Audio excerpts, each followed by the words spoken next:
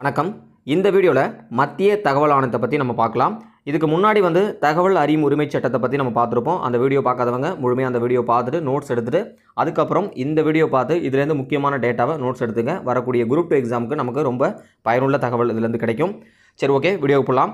தகவல் அறியும் உரிமை சட்டம் 2005 படி பார்த்தீங்கன்னா நமக்கு மத்திய தகவல் ஆணையம் அமைக்கப்பட்டிருக்கு. இது ஒரு சட்டப்பூர்வ அமைப்பு அப்படின்னு நம்ம தெரிஞ்சிருக்கணும். அதே மாதிரி அரசியல் அமைப்போட அந்தஸ்து பெறாத அமைப்பாகவும் இந்த மத்திய தகவல் ஆணையம் அப்படிங்கிறது இருக்குது. இதில் மத்திய அரசால் அரசு இதழில் அறிவிப்பின் மூலம் அமைக்கப்பட்டது அப்படின்னு சொல்லி மத்திய தகவல் ஆணையத்தை சொல்லுவாங்க.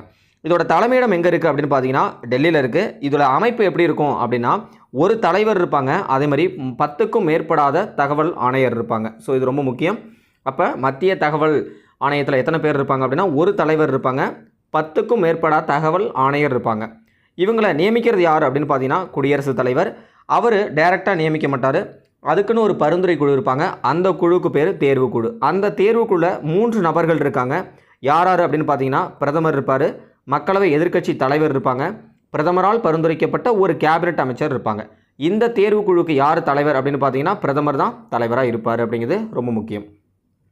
சரி, ஓகே. இவங்களோட பதவி காலம் அப்படின்னு பார்த்தீங்கன்னா 5 வருஷம் அல்லது 65. இதில் எது முன்னதாக இருக்கோ அதன்படி பார்த்துப்பாங்க.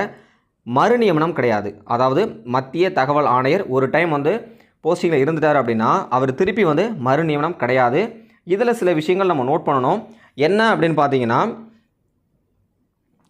மத்திய தகவல் ஆணையர் ஓய்வுக்கு பின்னாடி எந்த ஒரு மத்திய மாநில அரசு பணிகளிலையும் நியமிக்க முடியாது அப்படிங்கிறது தெரிஞ்சிடும். இவர் இந்த பதவியில் மறுபடியும் நியமனம் செய்ய முடியாது. இது ஒரு பாயிண்ட்டு.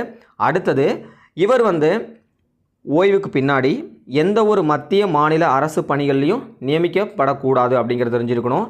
ஆனால் தகவல் ஆணையர் தலைமை தகவல் ஆணையராக நியமிக்கப்படலாம் அப்படிங்கிறது நம்ம இதில் நோட் பண்ணிக்கலாம். சரிங்களா?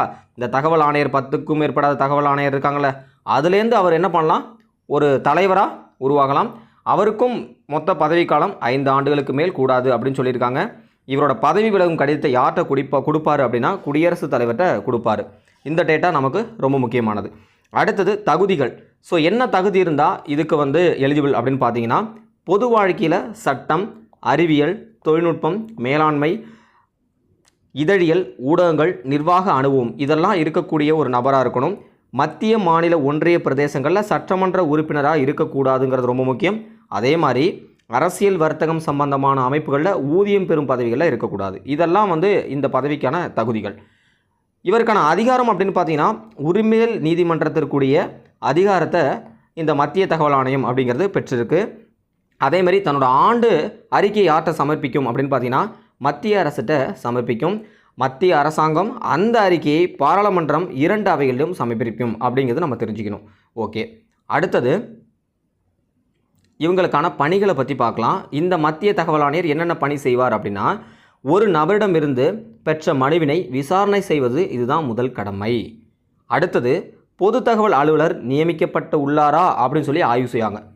ஒரு ஆஃபீஸ் இருக்குது அப்படின்னா அந்த ஆஃபீஸில் நமக்கு தகவல் உரிமை அறியும் சட்டத்தின் படி என்ன பண்ணியிருக்கணும், ஒரு தகவல் அலுவலர் நியமிக்கப்பட்டிருக்கணும். அவர் இருக்காரா இல்லையா அப்படின்னு சொல்லி ஆய்வு செய்வாங்க.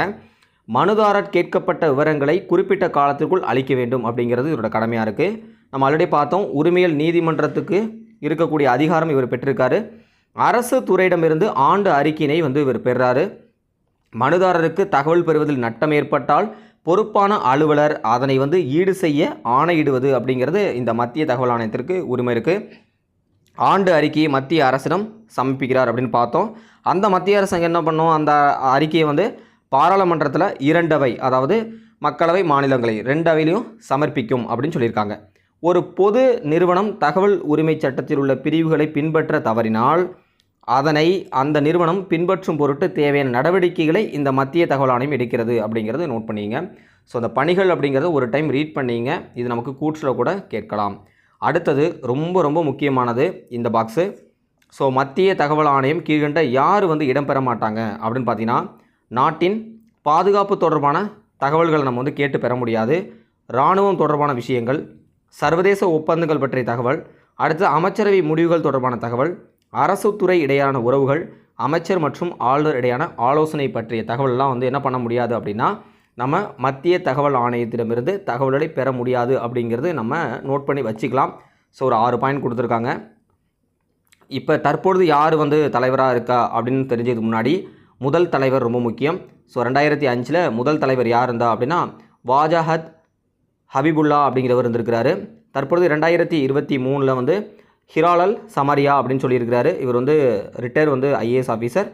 ஸோ ராஜஸ்தான் மாநிலத்தை சார்ந்தவர். ஸோ நோட் பண்ணி வச்சுக்கிங்க. இந்த வீடியோ பிடிச்சிருந்தால் மறக்காமல் உங்களோட ஃப்ரெண்ட்ஸுக்கு ஷேர் பண்ணுங்கள். யாரோ ஒருத்தர் கண்டிப்பாக வந்து உதவும். தேங்க்யூ.